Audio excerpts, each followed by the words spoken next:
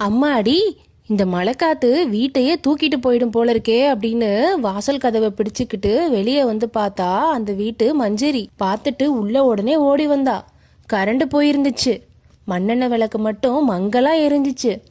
மாமியார் ஒரு பக்கம், குழந்தைங்க பெரிய மாமனார்னு பழைய கால நினைவுகளையும் கதைகளையும் பேசிக்கிட்டு சிரிச்சுக்கிட்டே இருக்காங்க. 2 குழந்தைகளும் இன்னைக்கு கரண்ட் வராதா அப்படின்னு கேட்டுக்கிட்டு இருக்காங்க. எல்லோரும் விளக்க சுத்தி உட்காந்துக்கிட்டு குடும்ப கதைகள் பேசிக்கிட்டு ரொம்ப சந்தோஷமா இருக்காங்க. வெளியே புயல் சத்தம், ஆனா வீட்டுக்குள்ள மட்டும் ரொம்ப அமைதி, ரொம்ப சந்தோஷமா இருக்காங்க. கொஞ்சம் நேரம் கழிச்சு சத்தம்லாம் குறைஞ்சிருச்சு. அவங்க நினைச்சாங்க மழை நின்றுச்சுன்னு. எல்லோரும் வெளியே வந்து பார்த்தாங்க.